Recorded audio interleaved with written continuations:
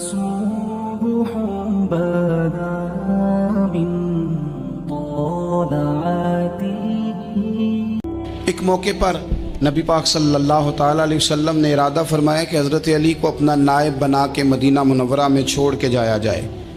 محبوب کریم علیہ السلام جب بھی تشریف لے جاتے تھے تو کسی ایک کو نائب بنا کر مدینہ منورہ میں چھوڑ جاتے۔ حضرت عبداللہ ابن مختوم رضی اللہ تعالیٰ عنہ کو بھی ایک دفعہ حضور چھوڑ کے گئے تو ایک جنگ کے موقع پر محبوب نے حضرت علی شیر خدا سے کہا کہ آپ کو میں اپنا نائب بنا کے یہاں چھوڑ کے جاتا ہوں۔ یہاں لوگ جان چھڑاتے ہیں، کام کا جب وقت آتا ہے، میدان میں نکلنے کا وقت آتا ہے تو جان چھڑاتے ہیں، اور وہ کہتے ہیں کہ باقی سارے کام لے لو، جب وقت مشکل آئے تو پھر ہمیں کام نہ بتاؤ۔ اب مشکل وقت ہے، جہاد میں جانا ہے۔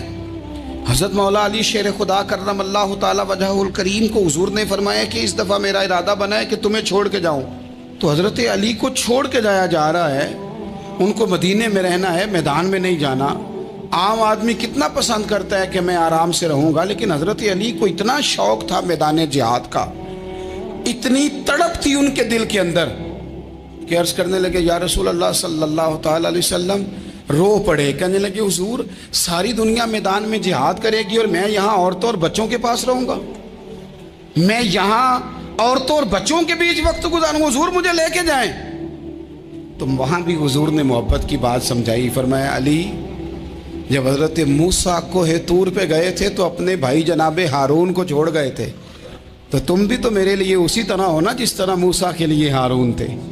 لیکن فرمایا یہ یاد رکھنا میرے بعد نبی کوئی نہیں، حضرت موسیٰ بھی نبی ہیں اور جناب ہارون بھی نبی ہیں علیہم السلام، لیکن وہ انہیں چھوڑ کے گئے تھے، میں تمہیں چھوڑ کے جا رہا ہوں۔ کہ ایک بات اپنے ذہن کے اندر بٹھانا کہ میرے بعد کوئی نبی نہیں آئے گا۔ تو ایک شخص تھا عمر بن عبد ود، 90 سال کا بوڑھا، لیکن جب تلوار لے کے میدان میں آتا تھا تو 1000 آدمی کے مقابلے میں لڑتا تھا، اور لوگ جگہ جگہ یہ کہتے تھے تو اس طرح ہے جس طرح عمر بن عبد ود لوگوں کو ڈراتا ہے، تو اس طرح ہو گیا۔ یہ اس کے ارد گرد کے لوگ اس کی مثالیں دیتے تھے۔ جنگ خندق جب ہو رہی تھی تو یہ مقابلے میں آ گیا، تو حضرت علی المرتضیٰ شیر خدا کرم اللہ تعالی وجہ الکریم بھی تشریف فرما تھے۔ اب پورے عرب کے اندر اس کے بارے میں یہ کہا جاتا تھا کہ اس سے نہ لڑو، وہ تو خونخوار ہے، وہ تو درندہ ہے، وہ تو جنگلی شیر کی طرح آتا ہے، وہ تو کاٹ کھانے کو دوڑتا ہے، اس سے کون لڑے۔ ایک خیال تھا، اور وہ پراپوگنڈا بعض اوقات اتنا زیادہ کسی کے بارے میں ہوتا ہے کہ میں بچے لوگ آتے ہیں نا بچہ دم کرانے کے لیے تو کہتے ہیں پیر صاحب بڑا ضدی ہے، کسی کی بات نہیں مانتا، باقی بچے ٹھیک تھے، یہ تو بڑا ہی نالائق نکل آیا ہے۔ تو میں کہتا ہوں کہ آپ اس کے سامنے یہ والی باتیں نہ کریں، یہ پکا ہو جائے گا کہ میں ضدی ہوں۔ تو آپ ذہن بنا رہے ہیں اس کا کہ تو اس طرح کا ہے، ذہن بنا دیا لوگوں نے کہ عمر ابن عبد ود کے مقابلے میں کوئی نہیں آ سکتا۔ خندق میں یہ آیا، اس نے للکارا مسلمانوں کو، آؤ وہ تمہاری جنت کدھر ہے جس کے بارے میں تم کہتے ہو کہ ہم شہید ہوں گے، تو آؤ میرے مقابلے میں نکلو۔ جب اس نے پہلی دفعہ للکارا تو ابھی بات ختم نہیں ہوئی تھی کہ مولا علی تلوار لے کے اللہ اکبر کہتے کھڑے ہو گئے۔ حضور نے فرمایا بیٹھ جاؤ، حضرت علی پھر بیٹھ گئے۔ وہ پھر پکارا اٹھو کوئی میرے مقابلے میں، تو مولا علی شیر خدا پھر کھڑے ہو گئے، پھر کھڑے ہو گئے۔ حضور نے فرمایا بیٹھ جا۔ ایک شخص نے کہا علی یہ عمر بن عبد ود ہیں، فرمایا مجھے پتا ہے۔ نہیں سمجھے آپ بات، میں آپ کو سمجھا کے لایا ہوں پیچھے سے کہ پراپوگنڈا کرتے ہیں نا لوگ، ہو آگے نہ جانا، یہاں کرنٹ بڑا زیادہ ہے، وولٹیج بڑے سخت ہیں، تو آگے نہ بڑھنا۔ بھائی کیا ہو جائے گا، اٹھ باندھ کمر کیوں ڈرتا ہے، پھر دیکھ خدا کیا کرتا ہے۔ حضرت علی تیسری دفعہ اس نے کہا نا ہے کوئی، تو حضرت علی پھر اٹھے۔ اب تو رسول پاک صلی اللہ تعالی علیہ وسلم نے تھپکی دی۔ بعض جگہ یہ ہے کہ حضور نے خود تلوار تھمائی، سر پہ امامہ باندھا، اور حضور نے فتح یابی کی دعا فرمائی۔ حضرت علی گھوڑے پہ بیٹھے نکلے، اور جب اس کے سامنے گئے تو جا کے کہنے لگا میرا پتہ ہے۔ حضرت علی فرمانے لگے تو اپنا چھوڑ، میرا پتہ ہے تجھے، مجھے تو جانتا ہے۔ کہنے لگا میں 1000 کے مقابلے میں اکیلا لڑتا ہوں۔ حضرت علی شیر خدا فرمانے لگے پتہ نہیں تو کن سے لڑتا رہا ہے، جانے وہ کون ہے جن سے تو لڑتا رہا ہے، وہ کون 1000 تھے جو تیرے مقابلے میں آتے تھے۔ پتہ نہیں تو کہنے لگا میرا نام میری ماں نے عمر بن عبد ود رکھا ہے. فرمایا چھوڑ تو، میری ماں نے میرا نام حیدر رکھا ہے. کہنے لگا تیری عمر چھوٹی ہے، کوئی بڑا لا. فرمانے لگے یہ تو جب پنجے میں پنجہ ملے گا تو پتہ چلے گا عمر کس کی چھوٹی ہے. ابھی تو کہانیوں سے متاثر کرنا چاہتا ہے، تو چاہتا ہے کہ تو پریشر ڈالے اور میں تیری بات سنوں. تو مقابلے میں آ، ڈینگے نہ مار، کہانیاں نہ سنا. دیواریں ہلتی رہتی ہیں اور در کانپ جاتا ہے. علی کا نام سن کے اب بھی خیبر کانپ جاتا ہے. تو مقابلے میں آ، تو باتیں بنا رہا ہے، کہانیاں سنا رہا ہے. وہ کہنے لگا تو بچہ ہے، میں چاہتا نہیں تیرا خون بہاؤں. تو حضرت علی کہنے لگے میں بڑے دن سے پریشان ہوں کہ کسی بے ایمان کا خون بہایا کیوں نہیں، میرا بڑا دل کر رہا ہے تیرا خون بہاؤں. اس نے بڑی زوردار ضرب لگائی. غصے میں اتنا پاگل ہوا، کیونکہ اس کے بارے میں معروف تھا کہ وحشی مزاج آدمی. اتنا سخت پاگل ہوا غصے میں، اس نے اپنے گھوڑے کے پیر کاٹ ڈالے. پہلے تلوار گھوڑے کو دے ماری، اس کو کاٹ کے دوڑا. یہ کیوں کرتے تھے لوگ؟ عرب کے لوگ اس وقت یہ کام کرتے تھے کہ ہم نے گھوڑا ہی مار ڈالا ہے تاکہ ہم بھاگ نہ سکیں.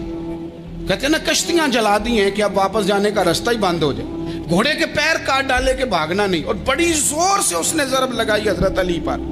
حضرت علی نے جب روکی تو وہ ڈھال ٹوٹ گئی حضرت مولا علی کی، اور آپ کے امامے کو اس کی تلوار بھی لگی. آپ نے فرمایا دکھا لیا تو نے زور، اب میری باری ہے.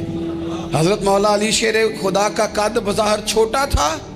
صحابہ کہتے ہیں ہم دور سے دیکھ رہے تھے، اللہ اکبر کہہ کے تھوڑا سا زمین سے وہ اٹھے، تھوڑا سا اٹھے، اور پھر دوبارہ نہیں انہیں تلوار چلانی پڑی. ایک ہی ضرب لگائی اور اس کے 2 ٹکڑے کر کے اسے زمین پہ پھینک دیے.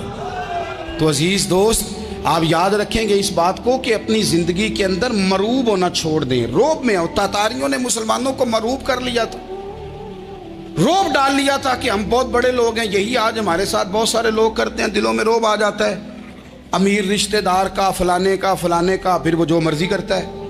تاتاریوں کی ایک بی بی وہ کیا کرتی، وہ 9-10 مسلمان نوجوانوں کو سڑک پہ کھڑا کر جاتی. کہتی ادھر کھڑے ہونا، میرے آنے تک ہلنا نہ. جوان ہے لیکن روب ہے نا کہ یہ بڑے وحشی ہیں.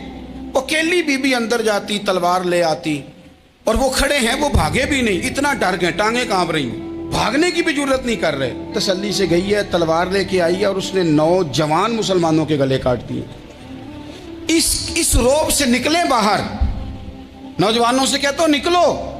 اور جن لوگوں نے دنیا میں انقلاب برپا کیا وہ غریب گھروں کے تھے، وہ لوگ تھے کہ جو بظاہر کسی بڑے قبیلے سے نہیں تھے. آپ محنت کریں، تعلیم حاصل کریں، جد و جہد کریں، مشقت کریں، اپنی زندگی میں کچھ مقاصد کے حصول کے لیے آگے بڑھیں.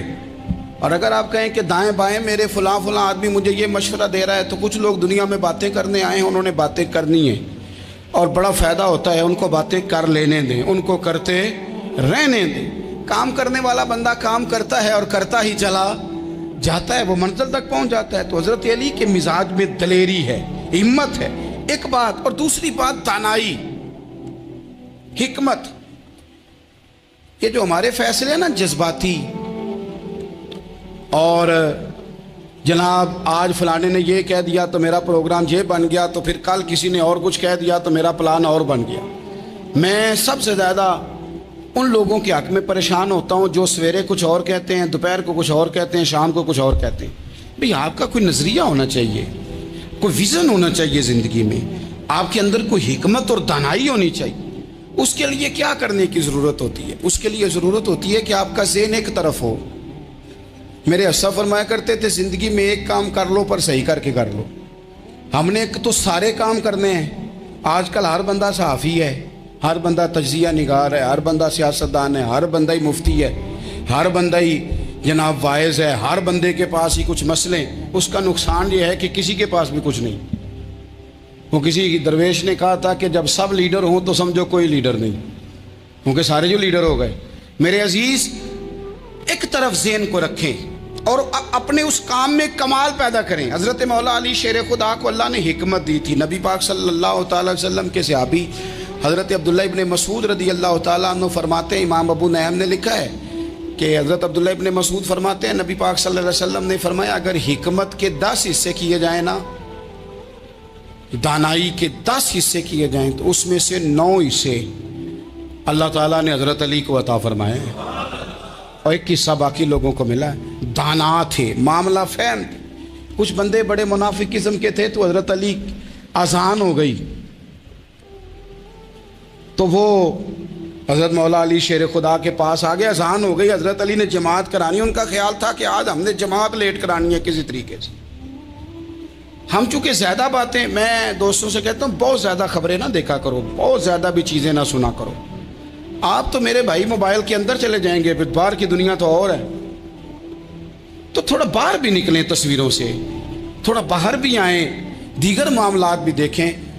ہمیں بڑے بڑے اچھے لوگ زندگی میں مل جائیں گے لیکن ہم ان کے قریب نہیں جاتے، ہم دیکھتے نہیں کہ اصل بات کیا ہے، سنی سنائی چیزوں پر زیادہ گمان کرتے ہیں۔ اب حضرت علی چونکہ بڑے دانا تھے، مصلے پہ بڑھ رہے ہیں، جماعت کھڑی کرنی، اللہ اکبر کہہ رہے ہیں، بندوں کا خیال تھا نماز لیٹ کرانی ہے، نے فٹافٹ حضرت علی سے کہا کہ حضور ذرا وہ جانور تو بتائیے گا کتنے ہیں جو انڈے دیتے ہیں، اور ذرا وہ بھی بتائیے گا جو بچے دیتے ہیں۔ یہ ذرا اب کتنے کو بندہ جانور گنے، آہستہ آہستہ بندہ شمار کرے، ہو بکری جو ہے وہ بچہ دیتی ہے، مرغی انڈا دیتی ہے، اور گائیں جو ہے وہ بچہ دیتی ہے، اور بطخ جو ہے وہ انڈا دیتی ہے، بندہ تو یہ گننے لگ جائے۔ تو حضرت علی شیر خدا یہاں ہاتھ ہیں، فرمانے لگے گھر جا کے گن لینا، موٹی سی بات بتاتا ہوں، جن جانوروں کے کان باہر ہوتے ہیں وہ بچے دیتے ہیں، جن کے اندر ہوتے ہیں وہ انڈے دیتے ہیں۔ اللہ اکبر، نماز کی نیت باندھ لی، تم گننا گھر جا کے۔ موٹی سی بات بتا دیتا ہوں، وہ صاحب کہتے ہیں میں حضرت علی رضی اللہ تعالیٰ عنہ کو الجھانے آیا تھا، میں خود بڑا الجھ گیا۔ یہ کیا ماجرا ہے، کیا معمہ ہے کہ 2 فکروں میں انہوں نے بات کو سمیٹا اور کمال کر دی۔ کہنے لگے گھر جا کے گننا، یہاں ٹائم نہیں، نماز کا وقت ہے، بس جن کے کان اندر ہے نا وہ انڈے دیتے ہیں، اور جن کے باہر ہیں وہ جا کے حساب کرنا۔ آپ ڈھونڈ لیں، تلاش کر لیں، چلے جائیں ماہرین کے پاس، پر شیر خدا شیر ہی ہے۔ حضرت مولا علی کے جملوں میں کمال ہے، ان کی دانائی، ان کا تدبر، ان کی حکمت، ان کا فہم، ان کی فراست، ان کا کمال۔ ایک شخص بڑی دور سے آیا، اس نے کہا حضور مجھے نا لمبی باتیں یاد نہیں رہتی، 2 باتیں بس بتا دیں میں عمل کروں تو زندگی بن جائے، 2 باتیں۔ تو حضرت علی فرمانے لگے لمبی امیدیں نہ لگانا، لمبی امیدیں نہ لگانا، موت کا پتہ نہیں کب آ جائے گی۔ منصوبہ بندی ضرور کرنا آنے والی نسلوں کے لیے، اپنی ذات کے لیے لمبی امیدیں نہ باندھنا، یہ بھی کر لوں گا، یہ بھی کر لوں گا۔ ہم ریٹائر نہیں ہوتے زندگی بھر، پلان پہ پلان، پلان پہ پلان۔ تو اگر ہم پلان کر رہے ہوتے ہیں تو جو ہمارے نیچے ہوتے ہیں وہ ہمیں ریٹائر کرنے کا پلان کر رہے ہوتے ہیں۔ اولادیں تک والدین کو کمزور کرنے کے در پہ ہوتی ہیں کہ اب یہ ہٹے تو ہماری باری آئے۔ حضرت علی فرمانے لگے 2 کام، ایک تو لمبی امید نہ باندھنا، اور دوسرا فرمایا اپنے نفس کی خواہش کی پیروی سے بچنا۔ دنیا میں رسوا وہ لوگ ہو جاتے ہیں جو اپنے نفس کی خواہش کی پیروی کرتے ہیں، وہ بزدل ہو جاتے ہیں جو خواہشات نفسانی کے پیچھے بھاگتے ہیں، یہ کام نہ کرنا۔ امام راضی کہتے ہیں کہ سیدہ فاطمہ الزہرا رضی اللہ تعالی عنہ کے دونوں شہزادے حسنین کریمین بیمار ہو گئے تو سیدہ نے منت مانگی کہ بچوں کو شفا ہوگی تو 3 روزے رکھوں گی۔ شفا ہو گئی، روزے بھی رکھ لیے، اور جب مولا علی شیر خدا روزہ رکھنے کے لیے بیدار ہوئے، سیدہ فاطمہ الزہرا بیدار ہوئی تو امام حسن اور حسین بھی اٹھ گئے، 7-8 سال کی عمر، اماں جی ہم نے بھی رکھنا ہے۔ صبح کھجور اور دودھ سے روزہ رکھ لیا گیا۔ عین افطاری کے وقت مولا علی کہتے ہیں فاقے چل رہے تھے، کہیں سے میں جوں لایا تھوڑے سے، سیدہ فاطمہ الزہرا نے پیس کر روٹیاں پکائیں۔ وہ وقت جو بڑا مشکل ہوتا ہے افطار کا، کہتے ہیں اس وقت جب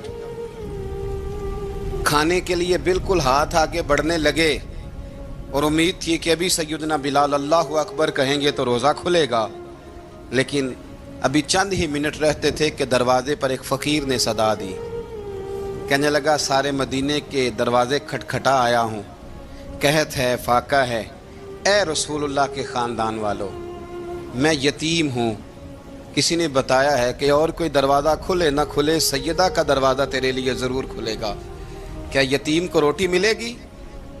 تو حضرت مولا علی نے بچوں کی طرف دیکھا ہی تھا کہ امام حسن ساری روٹیاں جا کے دروازے پہ دے آئے، کھجور اور پانی سے افطار ہو گیا۔ صبح پھر کھجور اور دودھ سے روزہ رکھا، امام راضی کہتے ہیں عین وہ وقت جب افطار کا ٹائم آیا تو پھر دروازے پہ کسی نے صدا دی، کہا اے رسول اللہ کے خاندان والوں میں مسکین ہوں، رات سے روٹی کھائی ہے، نہ صبح کھا سکا نہ دوپہر، کسی نے بتایا ہے کہ اس دروازے سے خالی کوئی نہیں جاتا۔ امام حسن نے پھر سارا لنگر اٹھایا اور پھر جا کے دے دیا۔ تیسرا دن پھر ہوا، مجھے لگتا ہے کہ جب افطار کا ٹائم آیا ہوگا نا تو یہ خود ہی سارے دروازے پہ دیکھتے ہوں گے، یہ کوئی آیا نہیں لینے والا ابھی تک۔ لگتا ہے کہ نظریں دروازے پہ تھیں۔ عین افطار کے وقت 3 روٹیاں جب جاؤں کی پک کے آئی تو ایک بھکاری نے صدا دی، کہنے لگا میں قیدی ہوں، آج ہی قید سے رہائی ملی ہے، پہلے دن کسی کے دروازے پہ صدا دی ہے روٹی ملے گی۔ امام حسن وہ کھانا دے کے واپس لوٹے، کھجور اور پانی سے افطار ہوا، اور جیسے ہی مسجد نبوی میں تینوں باپ بیٹا نماز پڑھنے گئے تو مولا علی کہتے مجھے بتانا نہیں پڑا، رسول کریم نے میری طرف دیکھ کے فرمایا علی تیرا، فاطمہ کا، حسن اور حسین کا 3 دن والا عمل خدا کو بھی بڑا پسند آیا ہے اور محمد مصطفیٰ کو بھی بڑا پسند آیا، بڑا پسندیدہ عمل۔ میں کہتا ہوں کہ حضرت فاطمہ نے نا ان کی تربیت پہلے ہی کر دی تھی، 3 دن بغیر افطار کے روزہ رکھنے کی، وہ ٹریننگ گھر سے ہو چکی تھی۔ اب میدان کربلا میں 3 دن بھوکا پیاسا رہنا ان کے لیے مشکل نہیں تھا۔ حضرت جناب سیدہ زینب بنت ابی رافع کہتی ہیں کہ سیدہ فاطمہ الزہرا نا ایک دن اپنے دونوں شہزادوں کو لے کے، جب حضور کی طبیعت مبارک بظاہر علیل تھی جس میں حضور کا وصال ہوا، دونوں شہزادے لے کے سیدہ فاطمہ نبی کریم کی بارگاہ میں گئی، کہنے لگی یا رسول اللہ میرے بچوں کو کچھ دیجئے۔ سیدہ پاک تو حضور اٹھ کے بیٹھ گئے، اس کندھے سے امام حسن کو لگایا اور اس سے امام حسین کو لگایا اور فرمایا فاطمہ یہ جو میرا حسن ہے نا اس کو میں اپنی ہیبت اور سرداری دیتا ہوں، اور فرمایا یہ جو میرا حسین ہے نا حسین کو میں اپنی جرت اور سخاوت دیتا ہوں، میرا حسین جرت مند ہوگا اور سخی ہوگا۔ داتا گانج بخش علی حجویری، امام الاولیاء، سید الاصفیاء، داتا صاحب کشف المعجوب میں فرماتے ہیں ایک دن نا امام حسین کے پاس ایک شخص آیا بڑی دور سے کچھ مانگنے کا، حضور کچھ دیجئے۔ وہ شخص کہتا ہے کہ میرا ظرف یہ تھا کہ 4-5 دینار ملیں گے، تو امام حسین فرمانے لگے تھوڑی دیر بیٹھ جا، رزق آ رہا ہے۔ تو امام حسین کو حکومت وقت کی طرف سے نا 5 تھیلیاں ملی، جس میں ایک تھیلی میں 500 اشرفیاں تھیں، 5 تھیلیاں آئیں، لیکن اس کو آنے میں نا ذرا دیر ہو گئی۔ وہ 5 تھیلیاں جب آئی نا تو امام حسین اس کی طرف 5 تھیلیاں بڑھا کے نا، ذرا دیکھنا میری طرف غور سے، 5 تھیلیاں بڑھا کے نا تو فرمانے لگے میاں جتنا تجھے انتظار کرایا ہے نا اتنی ہم تیری حاجت پوری نہیں کر سکے، تو یہ نہ محسوس کرنا کہ حسین کے دروازے پہ بیٹھا بھی رہا ہوں تو ملا کیا ہے، یہ نہ محسوس کرنا۔ وہ شخص کہتا ہے جب میں نے وہ تھیلیاں کھولی اور پھر میری نظر امام حسین پہ پڑی تو میرے اندر سے آواز آئی اگر حسین ابن علی اتنے سخی ہیں تو محمد عربی کتنے سخی ہو۔ اگر یہ معیار ان کا ہے، ان کا یہ معیار ہے، اور خود بھیک دیں خود ہی کہیں منگتے کا بھلا ہو، خود کہنے لگے جتنا انتظار کرایا ہے اتنی تیری مدد کر سکے، یہ سخاوت کا معیار تھا، یہ طریقہ تھا۔ ایک دفعہ سیدنا امام حسین رضی اللہ تعالیٰ عنہ کے گھر کے اندر نا 5000 دینار آئے، مسجد میں تھے، آپ کو 5000 دینار ملے تو امام زین العابدین کہتے ہیں کہ مسجد سے لے کر گھر آنے تک امام حسین نے 5000 اللہ کے رستے میں خیرات کر دی۔ فرماتے میں نے کہا ابا جی 5 دینار کی گھر میں ضرورت تھی، مالاں والے سخی نہیں ہوندے تے سخیاں کل مال نہیں ہوندا، ایتھے اوتھے دومی جہانی سخی کنگال نہیں ہوندا۔ کہا ابا جی 5 دینار کی گھر میں ضرورت تھی، تو کہتے ہیں مجھے فرمانے لگے بیٹا یہ جن کو میں نے دیا ہے نا یہ گھر کے لیے ہی دیا ہے، یہ گھر کے لیے ہی دیا ہے، جن کو دیا ہے تمہارا کیا خیال ہے یہ باہر خرچ ہوا ہے، یہ گھر کے لیے ہی ہے۔ اس لیے کہ جب انسان دوسروں پر شفقت کرتا ہے تو اللہ اس کے گھر پہ رحمت فرماتا ہے۔ امام حسین کے مزاج میں پہلی بات میں نے ذوق عبادت کی عرض کی، دوسری بات عرض کر رہا ہوں کہ صحابہ حضرت اسامہ بن زید بڑے پیارے ہیں میرے نبی کریم کے، بڑے پیارے۔ حضرت اسامہ بن زید کے بارے میں سیدہ عائشہ صدیقہ فرماتی ہیں ان کے ناک سے اگر رینٹھ نکلتی تھی تو اللہ کے رسول اپنے دست مبارک سے صاف کر دیتے تھے، اور سرکار فرماتے تھے کہ اگر اسامہ لڑکی ہوتا نا، ان کے غلام کے بیٹے تھے حضرت زید بن عامر، اگر یہ لڑکی ہوتا میں اسے زیور پہناتا. بڑے پیارے تھے، لیکن جب ان کا آخری وقت آیا نا تو 60,000 دینار کا قرضہ تھا. رشتہ داروں سے کہا، دوستوں سے کہا، یاروں سے کہا، پر قرض ادا نہیں ہو رہا تھا. حضرت اسامہ بن زید کہتے ہیں بڑا پریشان تھا. جب حد ہو گئی نا تو حضرت اسامہ بن زید فرمانے لگے جاؤ کوئی حسین ابن علی کو خبر کرو، ان سے کہو میں نا غلام ہوں آپ کے نانا کا، مقروض دنیا سے چلا گیا تو کیا بنے گا. امام حسین کو خبر ملی تو دوڑے آئے. لاجپال اس پیر کو نہیں کہتے جو تگڑا نذرانہ لے کے تو ماتھا چوم لے، لاجپال تو اس کو کہتے ہیں کہ جب ضرورت پڑے تو وہ سر پہ موجود ہو. حضرت سیدنا امام حسین تشریف لائے تو جناب اسامہ بن زید رو پڑے، کہنے لگے حضور میں نے نا غلامی کی ہے آپ کے نانا کی، اور اس غلامی پہ ناز ہے. اب 60,000 دینار کا قرضہ لے کے دنیا سے جاؤں گا تو میری قبر پہ بوجھ رہے گا. امام حسین خادم کو بھی کہہ سکتے تھے جاؤ گھر پیسے پڑے ہیں لے آؤ. امام حسین خود گئے، چادر روڑ کے تو اس کی اوٹ میں بکل میں 60,000 دینار چھپا کے لائے اور جناب اسامہ بن زید کے سامنے رکھ کے کہنے لگے اسامہ یار پیسے رات کو ہی آئے تھے، میں سوچ رہا تھا مجھے تو ضرورت نہیں، اللہ نے کس کا نصیب میرے گھر میں بھیج دیا ہے، مجھے تو حاجت ہی نہیں تھی، اب پتہ چلا پیسے تیرے تھے، اللہ نے حسین کی ڈیوٹی لگائی ہے کہ جا کے دے آ. حضرت اسامہ بن زید رو پڑے، فرمانے لگے اللہ آپ کو بہترین صلہ عطا فرمائے. امام بڑا ہی پیار کرتے تھے.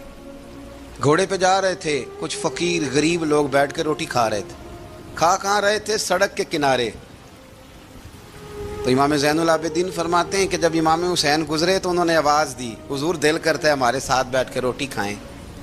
کائنات کے مالک و مختار کے نواسے اور دنیا کے سب سے بڑے شہزادے گھوڑے سے اترے اور غریبوں کے ساتھ سڑک پہ بیٹھ گئے، روٹی کھانے لگے اور دیر تک کھاتے رہے. اور جب فارغ ہو گئے تو فرمانے لگے کھانے کی ضرورت بھی نہیں تھی، حاجت بھی نہیں تھی، پر تم نے آواز دی تو دل رکھنے کو بیٹھ گیا تھا، اگر اجازت دے تو چلا جاؤں.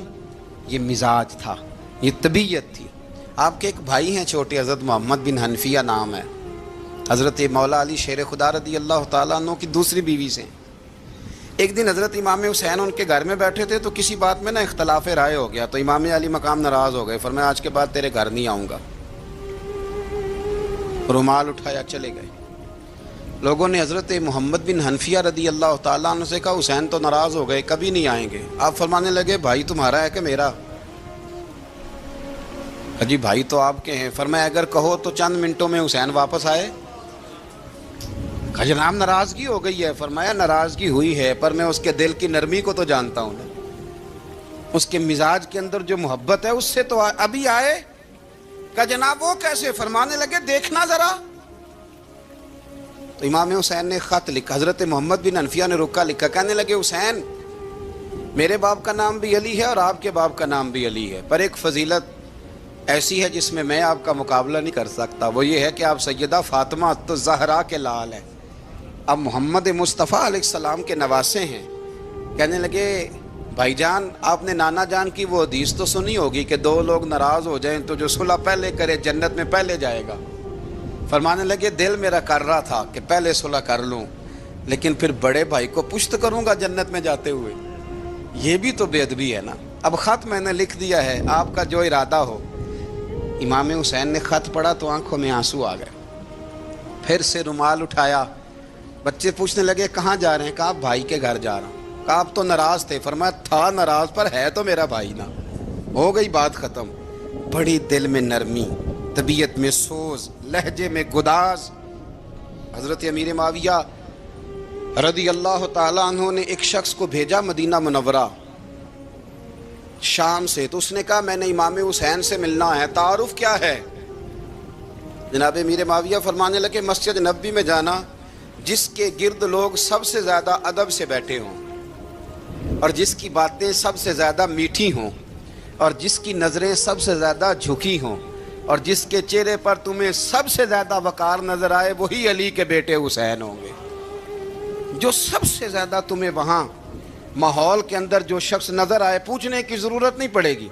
وہ شخص کہتا میں مدینے آیا تو میں نے واقعی ایک شخص کو دیکھا کہ شہد کے گرد مکھیوں کا اتنا ہجوم نہیں ہوتا جتنا امام حسین کے گرد رسول اللہ کے غلاموں کا ہجوم تھا. لیکن نظریں جھکی ہوئی، باتیں میٹھی، لہجہ گداز گداز، لفظوں میں رانائی، اور لوگ کئی باتیں پوچھتے تو علی کے صاحبزادے ایک آدھ جملہ بولتے تو لگتا یہ کہ وہ جملہ سیدھا دل میں اترتا چلا جاتا ہے. امام علی مقام کے کردار میں نا کچھ باتیں بڑی زیادہ تھیں، بہت زیادہ تھیں، بڑا حسن تھا. ایک بات تو یہ تھی امام حسین رضی اللہ تعالیٰ عنہ کا علم و فضل بڑا کمال کا تھا. ایک دفعہ صحابہ میں مسئلہ بن گیا کہ بچہ پیدا ہوتا ہے تو اس کا وظیفہ کیسے لگانا ہے. امام حسین کا علم و فضل بتا رہا ہوں، علم و فضل. تو بات بڑی پیچیدہ ہو گئی. حضرت عبداللہ ابن زبیر کے پاس لوگ آئے، کہنے لگے کہ آپ بڑے صاحب علم و فضل ہیں، آپ نے حضور علیہ الصلوۃ والسلام کے ساتھ وقت گزارا ہے، تو مسئلے کو حل کریں کہ بچہ پیدا ہونے کے بعد حکومت اگر وظیفہ لگائے گی تو کب لگائے گی. جب بحث طول پکڑ گئی، مسئلہ حل نہیں ہوتا تھا، تو حضرت عبداللہ ابن زبیر کہنے لگے ہم سے نہیں حل ہوگا. ایک بندہ ہے جس کے سینے میں رسول اللہ صلی اللہ تعالیٰ علیہ وسلم کے نور نبوت کا فیضان ہے، وہ یہ مسئلہ حل کریں گے. تو کہا وہ کون سے؟ آپ فرمانے لگے جب ہم سے مسائل حل نہیں ہوتے تو ہم ان کے علم سے فائدہ اٹھاتے ہیں. کہا کون ہے؟ کہا جناب امام حسین.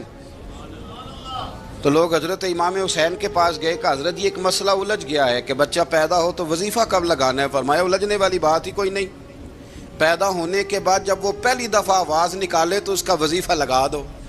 اس کا مطلب یہ ہے کہ وہ دنیا میں آ گیا ہے، اس نے اپنے آنے کا اظہار کر دیا ہے، اعلان کر دیا ہے، اب اس کا وظیفہ لگا دو. تو اس پر پھر صحابہ کا اتفاق ہو گیا. امام حسین کے علم سے، فضل سے لوگ فیض اٹھاتے تھے. حضرت سیدنا امام حسین کی شہادت کے بعد حضرت عبداللہ ابن زبیر رضی اللہ تعالیٰ عنہ نے قاتلان حسین سے خطاب کیا اور فرمانے لگے اللہ کی قسم تم نے اس شخص کو شہید کیا ہے جو راتوں کو لمبے لمبے قیام کرتا تھا، اور تم نے اس شخص کو شہید کیا ہے جس سے میں دن میں جب بھی ملتا تھا تو وہ روزے سے ہوتا تھا. تم نے اس شخص کو شہید کیا جو قائم اللیل تھا، صائم الدہر تھا، اس شخص کو تم نے شہید کیا. آپ کو پتہ ہے کہ میدان کربلا میں جب 9 محرم کو ابن سعد نے امام حسین سے کہا کہ جنگ کرو اگر یزید کی بیعت نہیں کرنی، تو امام حسین نے فرمایا ایک رات کی مہلت دے دو، ایک رات کی مہلت دے دو. حضرت امام زین العابدین کہتے ہیں میں نے اپنے والد گرامی سے عرض کی کہ ابا جی آپ جہاد سے دور جانے والے تو ہیں نہیں، آپ تو جہاد سے پیار کرنے والے، اور یہ بھی پتہ ہے مجھے کہ یہ جنگ اب ہو کے رہے گی، تو ایک رات کی مہلت لینے کا معنی کیا ہے؟ بھئی کل بھی لڑنا ہے اور رات بھی لڑنا ہے، تو ابا جی ایک رات کی مہلت. تو سیدنا امام حسین رضی اللہ تعالیٰ عنہ فرمانے لگے بیٹا رات کی مہلت اس لیے لی ہے کہ میں آج رات کھل کے اپنے رب کی عبادت کر لوں، میں استغفار کر لوں، میں لمبے سجدے کروں. اور کہا زین العابدین تو جانتا ہے نا کہ مجھے نماز سے، تلاوت سے، دعا سے اور استغفار سے بڑا پیار ہے. رسول کریم علیہ السلام نے فرمایا، جامع ترمذی میں موجود ہے، فرمایا میں جا رہا ہوں پر تمہیں 2 بڑی بھاری بڑی وزنی چیزیں دے کے جا رہا ہوں. صحیح 6 کی روایت، 2 وزنی چیزیں تمہارے بیچ چھوڑ کے جا رہا ہوں، اگر ان کو تھام کے رہو گے تو کبھی گمراہی تمہارے پاس نہیں آئے گی. یا رسول اللہ وہ کون کون سی؟ فرمایا ایک اللہ کی کتاب دے کے جا رہا ہوں اور دوسرا اپنا خاندان دے کے جا رہا ہوں. اگر اہل بیت نبوت کو تھامے رہو گے، ہمارے بزرگوں نے لکھا ہے کہ یہ جو حضور نے کتاب اللہ اور پھر اپنی اہل بیت کا تذکرہ فرمایا تو اس کا مطلب یہ ہے کہ تھیوری دیکھنی ہوئی تو قرآن دیکھنا، اور پریکٹیکل دیکھنا ہوا تو علی اور فاطمہ کو دیکھنا، حسن اور حسین کو دیکھنا، ان کو دیکھنا. نبی کریم علیہ الصلوۃ والسلام کے اہل بیت منارہ نور ہیں. ان کی محبت، ان کا پیار کیوں بھلا؟ اس لیے کہ یہ وہ خوبصورت لوگ ہیں جن کو خود میرے نبی پاک نے تراشا ہے. ان کی سیرت میں جتنے رنگ ہیں وہ رسول کریم نے خود بھرے ہیں. ان کی ایک ایک بات کا خیال نبی پاک نے رکھا ہے. حضور نے از خود انہیں اپنی صحبت عطا کی ہے. زیادہ دور نہیں تھا سیدہ فاطمہ کا گھر، مسجد نبوی کے ساتھ تھا. اللہ کے رسول دن میں 2 دفعہ جایا کرتے تھے. پھر بھی کبھی کبھی فرماتے فاطمہ میرا دل کرتا ہے آج میں رات تیرے گھر میں قیام کروں. تو سیدہ فاطمہ الزہرا فرماتی ہیں کہ آمنہ کے لال اس طرح بھی میرے گھر میں قیام کرتے تھے کہ حضور چارپائی پہ لیٹتے تھے تو ایک کندھے پہ امام حسن کا سر ہوتا تھا اور دوسرے پہ امام حسین کا سر اقدس ہوتا تھا. اور فرماتی ہیں رات کو کبھی حسنین کریمین دودھ مانگتے تو میں اٹھتی دودھ دینے کے لیے تو حضور فرماتے لیٹ جاؤ آج میرے ساتھ سوئے ہیں تو دودھ بھی میں ہی پلاؤں گا. تو محبوب اٹھتے ان کے لیے دودھ لاتے برتن سے نکال کے. حضور نے انہیں وقت دیا اور پھر ان کی چھوٹی چھوٹی چیزوں کا خیال رکھا. صحیح بخاری میں موجود ہے. تربیت پر توجہ دی. امام حسین تشریف لائے, ابھی عمر مبارک 7 سال کے قریب تھی. مسجد نبوی میں صدقے کی کھجوروں کا ڈھیر لگا ہوا تھا. چھوٹا بچہ جو ہوتا ہے نابالغ اس پر شریعت کے احکامات نہیں آتے. صدقے کی کھجوروں کا ڈھیر تھا مسجد نبوی میں. یہ تربیت ہے, یہ ٹریننگ ہے جو اللہ کے محبوب نے خود انہیں عطا فرمائی. صدقے کی کھجوروں کا ڈھیر تھا. امام حسین حضور کے ساتھ آئے تو امام علی مقام نے ایک کھجور اٹھا کے منہ میں رکھ لی. شارحین نے لکھا ہے لگتا یہ ہے کہ کئی دنوں کی بھوک تھی, کیونکہ یہ فاقہ اہل بیت کا بڑا محبوب ہے. مجبور نہیں تھے, وہ تو خزانوں کے مالک تھے, پر غریبوں سے محبت کی وجہ سے فاقے کیا کرتے تھے. یہ ان کی پسند ہے فاقہ کرنا. تو ایک کھجور امام علی مقام نے رکھ لی تو اللہ کے رسول نے گلے میں انگلی ڈال کے نکال دی. تو فرمایا حسین یہ صدقہ ہے, یہ میری اہل بیت کے لیے درست نہیں ہے. حضور نے خود تربیت کی. اور پھر سیدہ فاطمہ الزہرا نے نا اپنے بچوں کو تراشا, ان پر محنت کی. میں اکثر گزارش کرتا ہوں دوستوں سے, میں کہتا ہوں کربلا کا واقعہ کوئی حادثاتی نہیں ہے, اس کے پیچھے پوری ایک لاجک ہے, اس کے پیچھے پورا ایک فلسفہ ہے. ایسے ہی کوئی آدمی 3 دن بھوکا پیاسا رہ سکتا ہے؟ کسی آدمی کو صبح اس نے کھانا کھایا اور شام تک کھانا نہ ملے تو ٹانگیں کانپتی ہیں. رمضان المبارک میں عبادت کی نیت سے روزہ رکھنے والے بھی شام کو بڑے پریشان ہو جاتے, اور مسلسل 3 دن کھانا نہ کھایا جائے اور پانی نہ پیا جائے.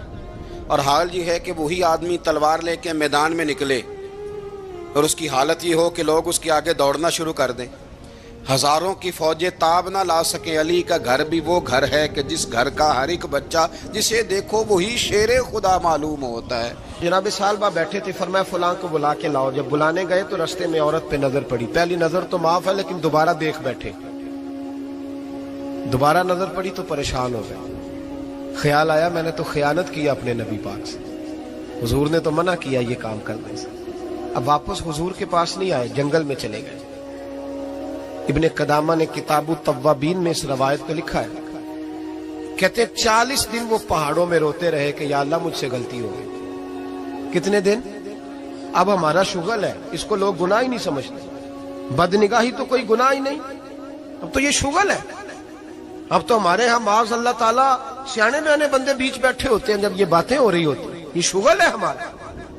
اب تو ابا کے سامنے بچہ وال پیپر گندی تصویر کا لگایا ہوتا ہے, پر وہ کہتا ہے با عمر ہے نا جی, عمر ہے نا جی. مجھے پتہ ہی نہیں ہے کتنا گند کر رہا ہے. یہ تباہ ہو جائے گا روحانی طور پر. اگر یہ گند دیکھنے میں الجھ گیا تو امام شافعی کا فتویٰ ہے جس کی نظر گندی ہوتی ہے اس کا حافظہ کمزور ہوتا ہے, وہ کوئی بڑا کام نہیں کر سکتا. وہ نفسیات کا مریض ہو جاتا ہے جو گندی نظر والا آدمی ہوتا ہے. ہمیں پتہ ہی نہیں کہ ہمارے مسائل اصل میں ہیں کیا. تو 40 دن جنگل میں روتے رہے. 40 دن محبوب سارا کچھ جانتے تھے پر خاموش رہے. حضرت جبریل امین حاضر ہوئے, عرض کی یا رسول اللہ آپ کا وہ غلام رو رہا ہے. رب کہتا اسے بلا لے, میں نے اس کا گناہ معاف کر دیا ہے. تو نبی پاک صلی اللہ علیہ وسلم نے حضرت مولا علی شیر خدا اور جناب سلمان فارسی کو بھیجا, فرمایا فلاں جگہ ہے لے آؤ. کہتے ہیں جب ہم گئے تو 2 پہاڑوں کے درمیان جناب صالبہ تڑپ کے رو رہے. ہمیں دیکھ کے اور روئے. کہنے لگے علی میرے بارے میں کوئی آیت تو نہیں نازل ہو گئی؟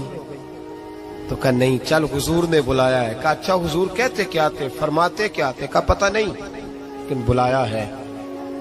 کہتے جب ہمارے ساتھ چلنے لگے مسجد نبوی قریب آئی تو کہنے لگے علی بہت بڑا گناہ کر بیٹھا ہوں, نظریں میلی ہو گئی, وضو نہیں آنکھوں کا, مجھے ڈائریکٹ نہ لے کے جاؤ حضور کے پاس. جب نبی پاک نماز کی نیت باندھ لینا پھر میں جاؤں گا, میں پیچھے کھڑا ہو جاؤں گا حضور کے. میری طبیعت میں حوصلہ نہیں. یہاں تو پتہ نہیں میں کس طرح عشق رسول کا دعویٰ کرتا ہوں ممبر پر بیٹھ کر, اور ہماری یہ میلاد آئے گا تو محفل میلاد میں اس طرح کے دعوے ہوں گے اسٹیج پر کہ अलमान वाल हफीज, पता नहीं क्या क्या लोग कह देंगे, पता नहीं हमें हम क्या है और हम क्या कह रहे हैं, मन आनम के मन दानम, पता ही नहीं और कितना बड़ा दावा कर दिया। कब मेरे अंदर ताकत नहीं सामना कर दे। मौला अली फरमाते हैं जब हुजूर ने मगरिब की नमाज की नियत बांधी तो उन्होंने भी पीछे नियत बांध ली।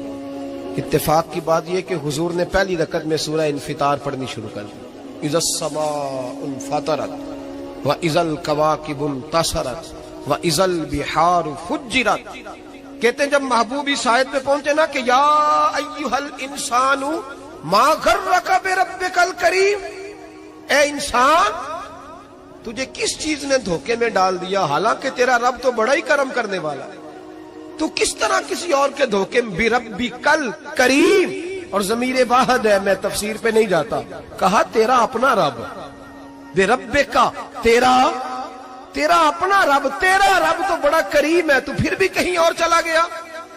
जब ये आयत सुनी तो पीछे चीख मारी, बेहोश होके गिर गए, घर वाले घर ले गए। नमाज मुकम्मल हुई तो हुजूर ने फरमाया क्या हुआ, अर्ज की हुजूर वो तो रो पड़े थे, घर ले गए। महबूब पीछे गए तो बेसुध पड़े, तेज बुखार हो गया।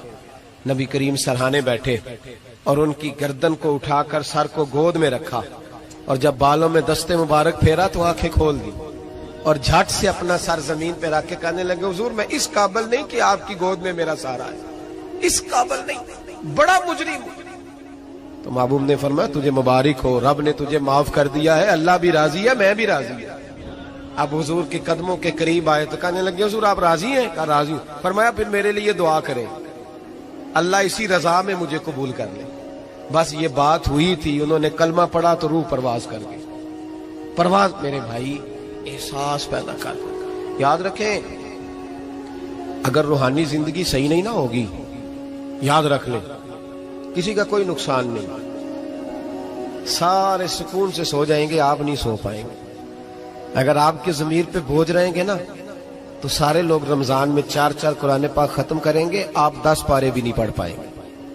अगर आप अपने आप को सही नहीं करेंगे, रूहानी जिंदगी बहाल नहीं होगी, तो याद रखना बड़ा अपना आप सारा कुछ सजा के जाहिरन बड़े परहेजगार बन के भी अपने ज़मीर की अदालत में फैसला अपने हक में नहीं करा पाएंगे। तिजोरियों से माल भरा हुआ होगा लेकिन घर में सुकून नाम की चीज ढूंढने से नहीं मिलेगी, इसलिए कि अला बिज़िक्रिल्लाह तत्मइन्नुल कुलूब, अल्लाह की जात से जुड़ जाने से दिल को सुकून होता है।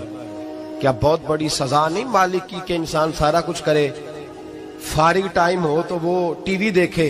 क्या बहुत बड़ी सजा नहीं कि 3-3 महीने की छुट्टियां भी उसे हों लेकिन वो एक सिपारा कुरान पाक ना पढ़ सके?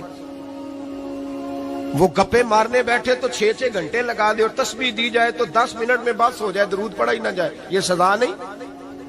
क्या ये कम सजा है कि वो दुनिया दराज पे घूम आए लेकिन मस्जिद में जाए तो उसे कुछ बने? क्या सजा नहीं?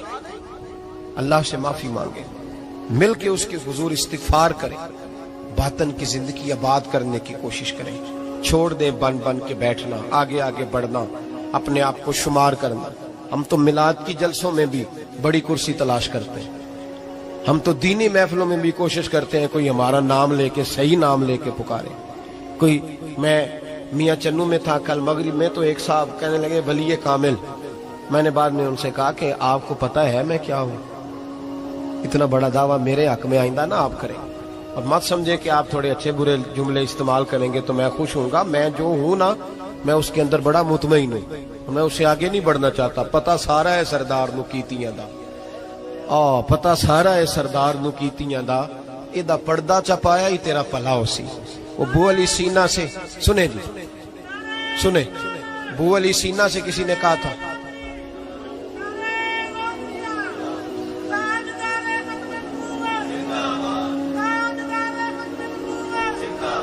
अब इनकी इस बात पर और इस अमल पर एक शेर सुन ले मियां मोहम्मद बख्श साहब का। मियां साहब कहा करते थे जितन जितन हर कोई खेडे तू हारन खेड फकीरा।